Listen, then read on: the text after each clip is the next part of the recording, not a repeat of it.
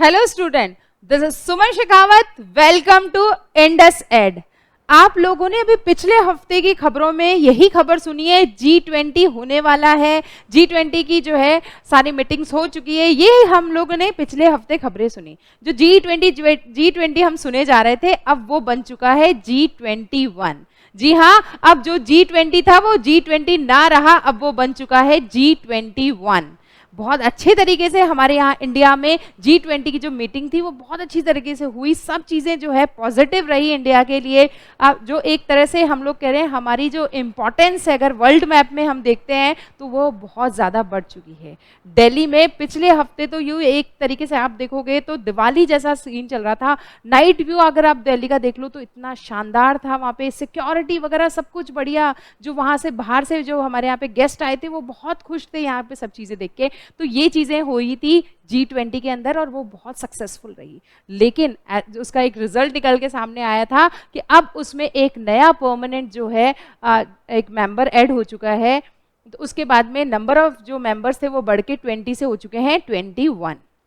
यानी कि जो पहले 19 कंट्रीज थी, एक यूरोपियन यूनियन था और एक अब उसमें उन दोनों को मिला के बन गए थे 20 मेंबर्स। बट अब उसमें अफ्रीकन यूनियन को भी ऐड कर दिया गया, अब वो बन चुके हैं 21। तो यानी कि ये सब चीज़ हमारी जो दिल्ली में G20 हुई है उसके बाद में ये रिजल्ट निकल के हमारे सामने आया। तो अब चीज़ें हम देखते हुए चलते हैं कि किस तरीके से क्या रहा, कौन सी नई कंट्री ऐड हुई है, किस तरीके से हुई है, वो चीज़ें हम समझते हैं। जो हमारे प्रधानमंत्री जी हैं उनके जो बहुत ज़्यादा हम लोग कहेंगे ना, उनके बहुत ज़्यादा पुश की वजह से जो है एक नई कंट्री जो कि है अफ्रीकन यूनियन, उसको G20 में शामिल कर दिया गया है और उसके बाद में G21 हो चुका है। तो अब हमने ये चीज़ देखी है जो आप यहाँ पे देख के समझे होंगे, India's bridge to a global G21 expanding the G20 with the African Union. यानी कि जो इंडिया है एक ब्रिज का काम किया है। यहाँ पे जो नंबर ऑफ मेंबर्स थे वो 20 से 21 कर दिए गए हैं और यहाँ पे एक नया मेंबर ऐड हुआ है और वो है अफ्रीकन यूनियन। यानी कि पहले 19 कंट्रीज थी, एक EU था यानी कि यूरोपियन यूनियन, अब उसमें एक अफ्रीकन यूनियन भी ऐड हो चुका है जिसमें टोटल 55 नेशंस हैं। तो एक बहुत मतलब हम लोग इस चीज़ को बहुत मानेंगे कि एक हमारे प्रधानमंत्री जी के बहुत अथक प्रयासों से या मतलब बहुत कोशिशों से वो 3 महीने से लगे हुए थे, इसलिए लोगों को सबको लेटर के थ्रू कन्विंस कर रहे थे कि हमें अफ्रीकन यूनियन को क्या कर लेना चाहिए, G20 का मेंबर बना लेना चाहिए। और उनकी जो मेहनत है वो रंग भी लाती है और अफ्रीकन यूनियन को शामिल कर लिया जाता है सबकी सहमति के साथ हमारी G20 में। अब आगे हम चीज़ों को समझने की कोशिश करते हैं। हम चीज़ें देखते हैं जो अभी G20 हुई, बहुत उसके हमने देखा कि बहुत अच्छे अच्छे हमें रिजल्ट देखने को मिले और उसके स्कोप जो है बहुत ज़्यादा एक्सपेंडेड हो चुके हैं। पहले हमने कहा G20 केवल इकोनॉमिकल उनको अफेयर्स को देख रही थी, लेकिन अभी जो है ऑल ओवर डेवलपमेंट के बारे में यहाँ पे बात की जाती है। फिर उसके बाद में हम लोग देखते हैं कि अफ्रीकन यूनियन जो एक नए मेंबर बना है, परमानेंट मेंबर बन चुका है G20 का, उसमें क्या क्या है। तो उसमें देखा कि अफ्रीकन यूनियन में टोटल 55 कंट्रीज हैं इसके अंदर, ठीक है। ये सारी मिलके जो है एक अफ्रीकन यूनियन बनाते हैं, ठीक है। अब इस अफ्रीकन यूनियन को हमने एक नए मेंबर के रूप में हमने एक्सेप्ट कर लिया। हमने मतलब पूरे वर्ल्ड ने या जो G20 मेंबर्स थे उन्होंने उनको एक्सेप्ट कर लिया है। और 3 सालों से जो है इंडिया इसके पीछे लगा हुआ था कि कैसे भी करके हमें सबको कन्विंस करना है ताकि अफ्रीकन यूनियन शामिल हो सके G20 के अंदर। फिर हमने कहा कि जो ये आइडिया था, कौन सा आइडिया हम लोग बात करें, आइडिया अफ्रीकन यूनियन को G20 का मेंबर बनाने के लिए।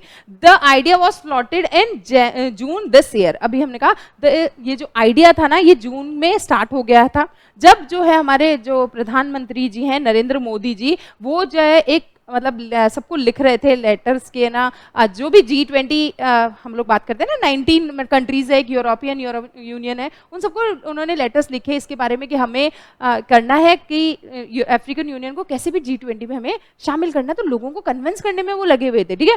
फिर उन्होंने यहाँ लिखा है full membership at the upcoming Delhi summit of G20 as requested by them. उसमें उन्होंने प्रधानमंत्री जी ने लिखा है कि पूरी की पूरी मेंबरशिप मिलनी चाहिए अफ्रीकन यूनियन को, कहाँ पे, जो दिल्ली में समिट होने वाली है G20 की उसके अंदर। और फाइनली ये चीज होती भी है।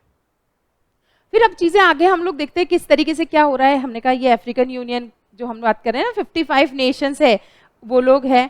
अब इसके अंदर जो उन्होंने एक मतलब उन्होंने बात रखी थी प्रधानमंत्री जी का अफ्रीकन यूनियन को शामिल करने के पीछे क्या चीज थी, तो उन्होंने लिखा है, मतलब वो बताते हैं इसके बारे में, it was in the spirit of सबका साथ। इट मीन्स कि सबको साथ लेके ही हम वर्ल्ड के जो हम लोग डेवलपमेंट की बात करते हैं ना, हम वो तभी कर सकते हैं जब सबका साथ हो, सबका साथ सबका विकास जो है, इस बात को ध्यान में रखते हुए अफ्रीकन यूनियन को एक परमानेंट मेंबर बनाया गया है G20 का। It was in the spirit of Sabka Saath that India proposed permanent membership for the African Union in the G20. I believe that we all agree on this proposal. ये बात रखी थी हमारे PM साहब ने। अब हमने कहा कि सब चीज़ें अच्छे हो रही है, सब चीज़ें हैं, तो जब ये आप देखोगे जो पिक्चर आपको दिखाई दे रही है, इसके अंदर क्या था कि जैसे अनाउंसमेंट होता है कि अब से अफ्रीकन यूनियन भी G20 का मेंबर बन चुका है, यानी कि जो अब G21 है, उसमें जैसे ही खबर होती है, उसके बाद में जो वहाँ के प्रेसिडेंट है अजाली असोमनी को मतलब गले लगाते हुए नजर आते हैं हमारे पीएम साहब। फिर आपने देखा कि जब अनाउंसमेंट हो चुका है, सब चीज़ें हैं, तो उसके बाद में ये एक स्टेटमेंट है, honoured to welcome the African Union as a permanent member of the G20 family, this will strengthen the voice of the global south. अब ध्यान रखिए, ग्लोबल साउथ की बात करी गई है, यानी कि हम जो साउदर्न कंट्रीज है ना, उनको हम डेवलपिंग कंट्रीज मानते हैं कि उनका अभी डेवलपमेंट अच्छे से नहीं हुआ है, तो बोले इस तरीके से हम जब उनको ऐड कर लेंगे तो हम लोग क्या करेंगे, उनका भी पूरा विकास की तरफ ध्यान देंगे, पूरे डेवलपमेंट की ध्यान देंगे। तो ये बात कही गई थी वहां पे कि अब हमने जब अफ्रीकन यूनियन को मिला लिया है, साउदर्न कंट्रीज को मिला है, अब हम लोग क्या करेंगे, उनके ग्लोबल जो डेवलपमेंट की बात करेंगे साउथ के बारे में। तो ये पूरा का पूरा कॉन्सेप्ट है कि क्यों उनको शामिल करने पे इतना जोर दिया गया था। फिर उसके बाद में हम चीज़ें देखते हैं कि अब ये G20 हो गया, G20 के अंदर हम एक नए मेंबर ऐड कर लिया अफ्रीकन यूनियन, उससे हमारे इंटरनेशनल रिलेशनशिप कैसे होंगे, मतलब अब अफ्रीकन यूनियन के 55 नेशंस जो हैं वो हमारे साथ में जुड़ चुके हैं एज ए G20 मेंबर, तो अब एक रिलेशनशिप हो गया, तो अब उसका इम्पैक्ट हमें क्या देखने को मिलेगा।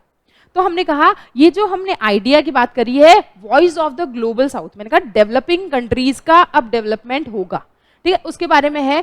अब इसमें कहा गया है कि ज्यादा से ज्यादा जो है countries, the idea germinated after the voice of the global south summit in January this year, in which most of the African Union's 55 countries had participated. The discussions were carried forward to the Addis Ababa in Ethiopia, which houses the headquarters of the African Union. फिर उसके बाद में जब इन्होंने participate किया था, जो submit हुई थी जनवरी के अंदर, 55 कंट्रीज सारी की सारी पार्टिसिपेट करती है, तो उसके बाद में डिस्कशन सारे आते हैं कि हमें किस तरीके से ग्लोबल साउथ मतलब उनका डेवलपमेंट कैसे करना है। तो फिर उसके बाद में ये बात जो है आगे फॉरवर्ड की जाती है अदीस अबाबा के पास में, जो कि इथियोपिया में है। उनके पास में क्या है, पूरे जो ये अफ्रीकन यूनियन है 55 नेशंस का, उनका हेडक्वार्टर उनके अंदर में ही आता है, ठीक है।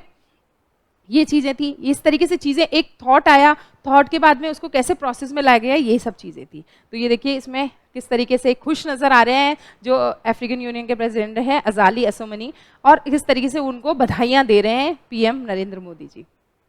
अब ये तो हमने कहा कि अफ्रीका जो है यूनियन को ऐड किया गया, उनके डेवलपमेंट की बात की जाएगी, लेकिन हाँ, इंडिया की इसमें डिप्लोमेटिक एक लीडरशिप भी सामने आती है, क्योंकि ये वर्ल्ड की पावर अगर हमें बनना है तो उसके अंदर भी इस चीज़ का एक इम्पॉर्टेंट रोल प्ले होगा। हमने कहा एक इंटरनेशनल रिलेशनशिप तो सुधरेंगे ही, साथ के साथ में एक डिप्लोमेटिक लीडरशिप भी सामने उभर के आई है कि इसके पीछे जो हमारे जो नरेंद्र मोदी जी का मूव है, या जो उन्होंने इस बात को आगे लेके आए कि अफ्रीकन यूनियन को शामिल करना चाहिए, उसके मतलब जो है एक जो है पिच तैयार कर रहे हैं किसके लिए, डेवलपिंग और अंडर डेवलप्ड कंट्रीज, मतलब वो जो है इंडिया आगे से लीड करेगा किसको, ऐसी कंट्रीज को जो या तो डेवलपिंग है या अभी अंडर डेवलप्ड है, इन सबके डेवलपमेंट पे ध्यान दिया जाएगा। अब अगर ऐसा हम लीडर बन जाते हैं, हम लोग जो साउथ के एक लीडर बन जाते हैं, उसके बाद में हमारा कहेंगे ना डोमिनेशन तो बढ़ना ही है, एक हमारा जो हम बात करते हैं हमारे इफेक्ट्स तो बढ़ने ही हैं, तो यही चीज़ें हो रही है। तो एक चीज़ हम और समझ सकते हैं, ये जो मूव था ना,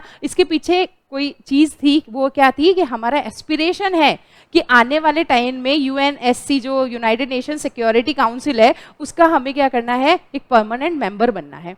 तो आने वाले टाइम में जो ये सब चीज़ें हुई है, अफ्रीकन यूनियन को शामिल किया गया है, तो आने वाले टाइम में जो 5 जो नेशंस है ये हमारे लिए वोट कर सकते हैं, किसके लिए, कि हम यूएनएससी में शामिल हो सके। तो इससे भी हमारी इंपॉर्टेंस जो है बहुत ज़्यादा बढ़ के सामने आएगी। तो हमने कहा, इससे हमने क्या कहा, एक तो हम लीडर बन के उभरेंगे किसके, डेवलपिंग और अंडर डेवलप कंट्रीज के। फिर उसके बाद में इसका फायदा हमें ये भी होगा कि आगे आने वाले जो यूएनएससी के जो वो रहेंगे उसमें हमें परमानेंट मेंबरशिप भी मिल सकती है इन 55 वोट्स के थ्रू। तो ये पूरी की पूरी जो सोच है ये बहुत हम लोग मान के चलते कि बहुत आगे की सोच थी। सिर्फ इतना नहीं था कि हमें ग्लोबल साउथ का डेवलपमेंट करना है, हमें एक ग्लोबल साउथ बनाना है, ये ही नहीं था। सिर्फ इसके पीछे ये भी हमारी थोड़ी डिप्लोमेटी भी, जो हम लोग बात करें ना, लीडरशिप की भी बात करते हैं हम लोग, कि इसमें हमें भी एक लीडर बन के, जो वर्ल्ड का लीडर बन के हमें सबके सामने आना था। तो ये सब चीज़ें इसके लिए भी की गई थी। तो हमने पूरी चीज़ें समझ ली कि आखिर में ये क्या था, किस तरीके से हुआ, G20 सक्सेसफुल होना, इंडिया का मतलब लाइमलाइट में आ चुका है अभी इंडिया। सारे जो कंट्रीज़ है वो बहुत खुश थे जब हमारे यहाँ से आके गए। फिर उसके बाद में अफ्रीकन यूनियन को शामिल कर लिया गया, तो वो तो बहुत ही ज़्यादा खुश होंगे। तो अब ये आपको क्लैरिटी हो गई होगी कि कौन सा ऐसा एक परमानेंट मेंबर बना है जिसके बाद में G21 बन चुका है। ऐसे ही और इंटरेस्टिंग जानकारी के लिए जुड़े रहिए इंडस एड के यूट्यूब चैनल के साथ में। Thank you.